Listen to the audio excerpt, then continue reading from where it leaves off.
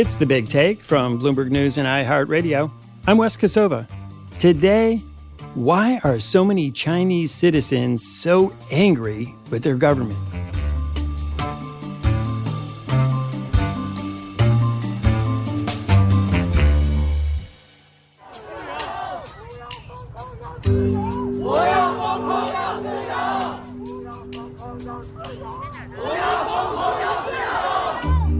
Those are protesters in central Beijing chanting, "We don't want lockdowns, we want freedom." If you're thinking to yourself, we've been talking a lot about China on this show lately, you're right. And we're doing it again today.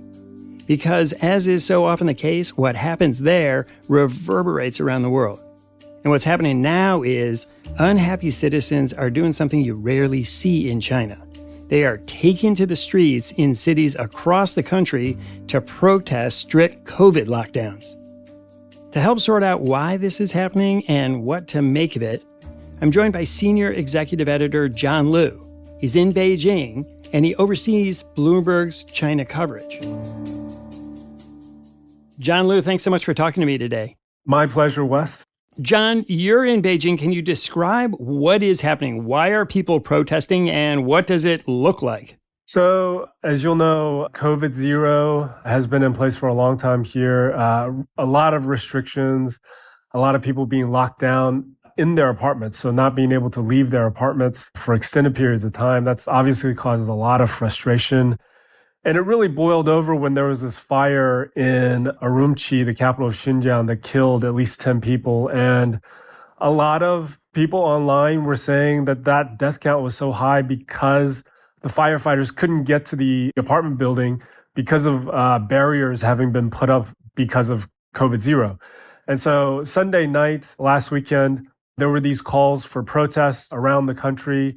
Here in Beijing, there was sort of a map. Somebody looked like somebody screen grabbed Google Maps and then just wrote on it, protest here. And so I went out there with some of our colleagues and other media, other reporters here in Beijing. And at first, there was very few people, mostly cops. And then around 10 p.m., just a woman on the bridge over by the Liaoma River in central Beijing just held up a piece of white paper, which had been sort of the symbol of protest. And all of a sudden, just had people started to gather. And pretty soon, in about half an hour, there was maybe hundreds. At the peak, there was maybe about 1,000 people here in Beijing holding up pieces of paper, chanting slogans about wanting to end the COVID restrictions.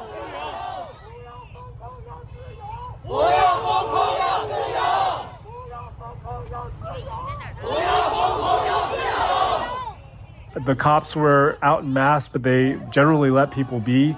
And it just kept going. It went on so long, I ended up having to call it a night about 1 a.m. and just went home. But I think it went well into the morning. And was there anything more than people protesting? Did it all turn violent? Was there any confrontation between police and the protesters? There was a little bit of jostling, I would say. There wasn't any, the police didn't come out in riot gear and try to clear the crowd or anything like that. At about midnight, they did try to ask everybody to leave. They kind of walked around saying, go home, it's late, everybody needs some rest. But after trying that and failing, they just sort of stopped, stood, tried to make sure that people weren't in the middle of the street so that traffic could continue, but otherwise let people be. That has obviously changed in the last couple of days. The last couple of days, Monday night, Tuesday night, we've seen a much more robust presence on the street when it comes to the police. The police are checking people's phones when they come. They're asking people what they're doing. There's much more pronounced attempt to stop people from gathering before the crowd gets too big. John, you said that these protests are in response to China's policy, the COVID zero policy. Can you describe exactly what COVID zero requires of people? I think the number one thing to understand about COVID zero is that it literally aims to get to zero. And what zero refers to has changed a little bit. Right now, our best understanding is it means zero community spread. So zero infections outside of quarantine. And to get to that, local governments literally have to lock people in their apartments. And what really upset people were local governments essentially using chains to chain doors closed, There have been some instances where local governments have bolted doors shut. And that obviously, in a situation where there's a fire in an apartment building, that could be extremely dangerous. And so the Xinjiang fires, I think, really set off this what if that was me moment for a lot of people. And you had this really strong reaction across the country because of that. Of course, these COVID-0 lockdowns are also coming amid a lot of other pressures that citizens in China are feeling. The economy has slowed a great deal. People are feeling that it's difficult to afford things. How much of this is also an expression of larger discontents? Yeah, I think a lot of stuff has built up over the years. It's obviously been 3 years, trying to deal with COVID. This year has been harder than most. I mean, part of the problem with China is in 2020, the first year of the pandemic, the government, because of the variant that was going around, not being as infectious as Omicron, they were able to get things really under control rather rapidly and to allow life to get back to something very close to normal. And so sort of the population here didn't have to really deal with lockdowns and the virus all the way until Omicron really started to spread in 2022. And since then, people haven't been able to travel. Businesses have been closed. If you're a small business person, you've probably lost a lot of money this year. And as a result, people are not spending. And that's lopped on top of, over the last decade or so, the amount of space for dissent, for public discourse has shrunk tremendously. If you look at social media in China, it's more censored than it's ever been in the past. For instance, I actually signed up for Facebook in China back in the early 2000s. And so it was much more open 10, 15 years ago. And that sort of shrinking of the space for discussion has really weighed on people as well. And that's something that Xi Jinping has really enforced in the time that he's been in power, a greater control, social control over what people can see and what they can say. Xi Jinping has made it one of his key priorities is to strengthen national security here in China. And when the Chinese government, the party looks at national security, they see foreign influence as a counter to that, as deteriorating that, undermining that. And as such, they've really cracked down on social media, the ability of people to communicate, to organize. When I came to China in the early 2000s, there was much more robust sort of civil society. There were human rights lawyers. There were people who would defend the poor. If they got into trouble with the government, they would defend the farmers, who were saying that their land was being taken away from them by the local governments. And when Xi came into power, he largely put an end to that. And the justification was that the country needed to be unified. The splits in society, the confrontations in society were undermining national security. And he's used that to really tighten the party's grip over how the country is run. One of the things you mentioned a little earlier was that the symbol of the protest has become this blank white sheet of paper. What is the significance of that? So that blank white sheet of paper, it was used quite a lot in Hong Kong during the protests there in the city. I think it symbolizes the fact that, whatever you say can and will be used against you. And so people are not saying anything. By saying nothing, expressing a lot through that. What is notable for its absence, I think, is what people are trying to get across.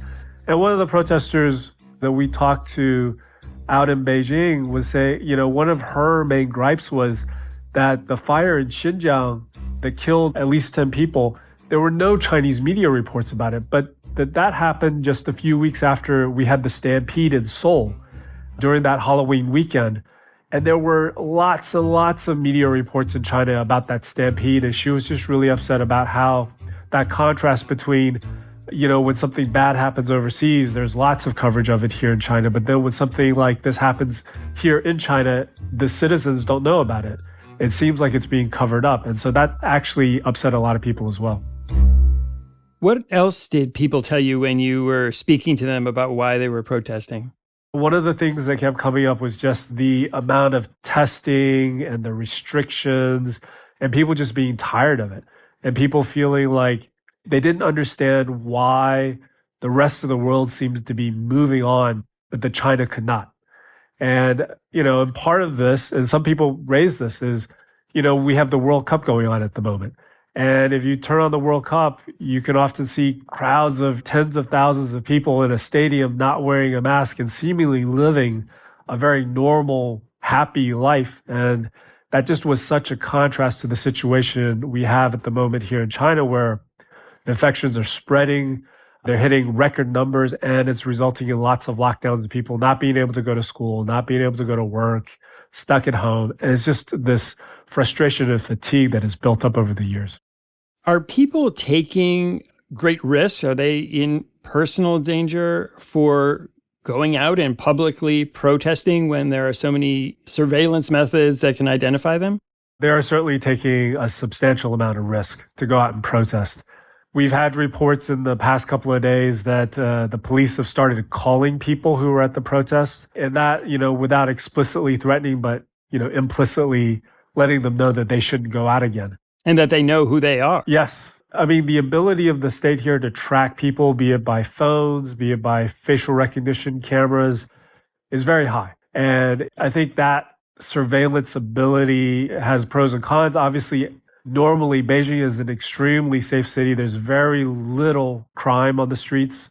People feel very safe as a result of that. But at the same time, if there were protests, if there was something that the populace opposed in terms of government policy, it can be used to suppress that as well. And so people are taking real risks when they go out. And, the crowds are large because protests of this sort are so rare in China that when you get 1,000 people out, it stands out, it's substantial, it's unusual. But in the grand scheme of things, Beijing is home to somewhere between 20, 25 million people. So 1,000 people out on a street corner is not that large a slice of the population. More with John Liu when we come back.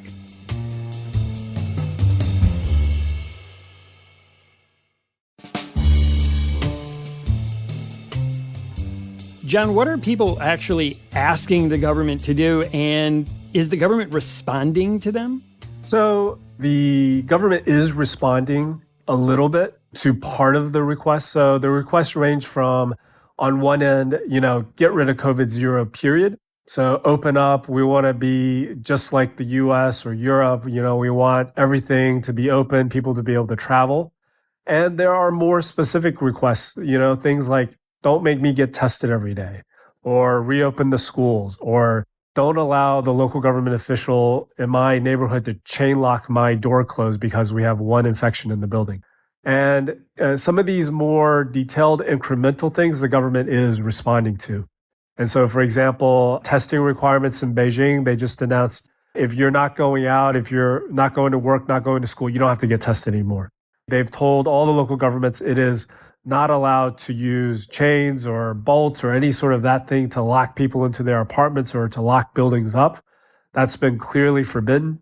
They have started to signal to the populace that they are getting ready to roll back to exit COVID-0. We just had this announcement.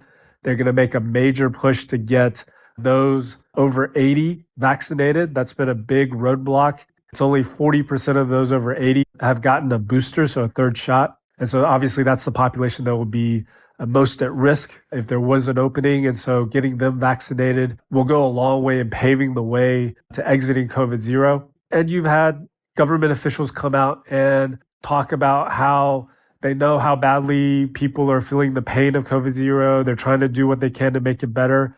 So trying to take a more soft approach to these requests. But at the same time, you do also have, I guess, in addition to the carrot, you have the stick, which is, the cops are out in force on the streets at night, just in case there are protests. We had the top Communist Party Commission for Legal Affairs overnight saying that they are going to take strong measures against anyone who wants to cause disruption or to undermine the state. And so that obviously is an implicit threat to anyone who's thinking of protesting more. And so it's a nuanced approach that is both carrot and stick. And I guess that in some ways illustrates the problem that the Chinese government has, which is on the one hand, wanting to seem responsive and wanting to quell protests, but on the other hand, not seeming like they're giving into protests that they see as illegitimate. That's right. I think the government does not want to make it seem like these protesters got out on the street and then we changed because of that.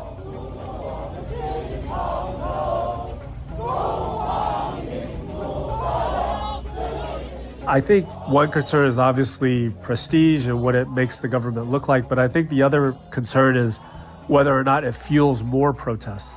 If people think, if I go out on the street, I get something immediately, it could encourage more people to go out on the street. But if you look back over the last decade or so, protests have largely resulted in the government changing the way they do things. So we saw that when it came to pollution.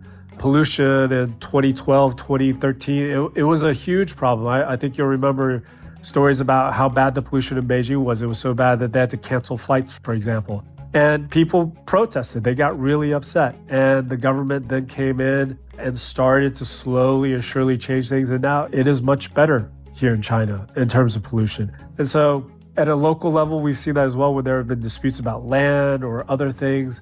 The government will slowly start to change. I think that adaptability is something that has become a hallmark of the Communist Party. I don't think this regime would still be in place and would have been able to oversee such miraculous economic growth over the last couple of decades if it wasn't able to change and adjust the way it does things to better fit the situation and what people are asking for. One of the other problems of the COVID zero policy seems to be that despite it, cases are still rising. And if they then open up the country and loosen these restrictions very quickly, you could see an enormous rise in the number of cases. So that is the real danger, right? There's obviously, from the protesters' perspective, a real desire from people who, to be fair, are mostly young, healthy, and not in the high-risk population who want the economy reopened because they need to work, they need to earn money, they need to pay their mortgage. But you have this other population that is older, that has maybe underlying conditions that are really at risk and that, I think honestly are quite fearful of what a reopening would bring for them. China's only had 5,000 something deaths. And a large part of the reason why that death count has been so low is because of COVID zero and all these harsh lockdowns, having kept infections in check. I think the government has to move, though, because with Omicron, the new subvariants, they are just so transmissible that, the playbook that the government has relied on doesn't really work as effectively as it needs to. And so it could have a situation, the worst of both worlds, where you have lockdowns and yet, as we've seen, you have lots of infections across the country. I think the danger here is some sort of messy unwind where the country starts to open, but it's not totally ready. Vaccinations haven't gotten quite where they need to be. The number of ICU beds has not been increased to the level they need. And then you see the healthcare system really start to come under strain. You see deaths start to mount, and then I think that would be real trouble for the government here. My conversation with John Liu continues after the break.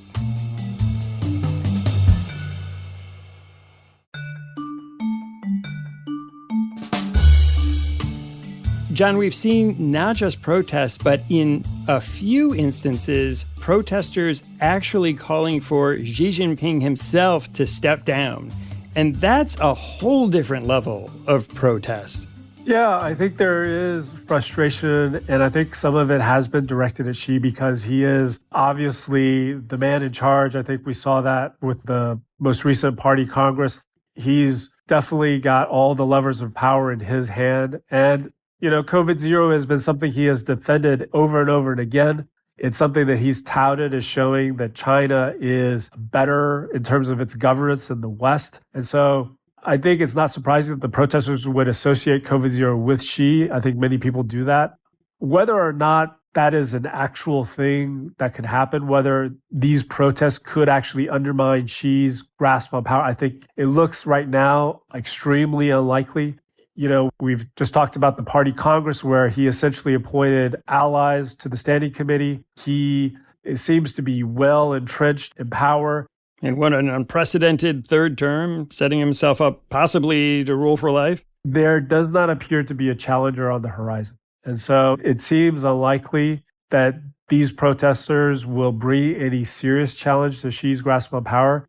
That being said, I do think that Xi sees the need to change the way that COVID is dealt with here in China. He himself has just been to the G20. He's been to APEC. At the G20 APEC, he was out mingling with his mask off. We've had a number of state visitors come to Beijing, the president of Cuba. We have the president of the European Commission about to come here to Beijing as well. And so I think definitely the leadership and Xi himself sees the need to reopen. They are trying to do it in a way that avoids that messy unwinding that we talked about.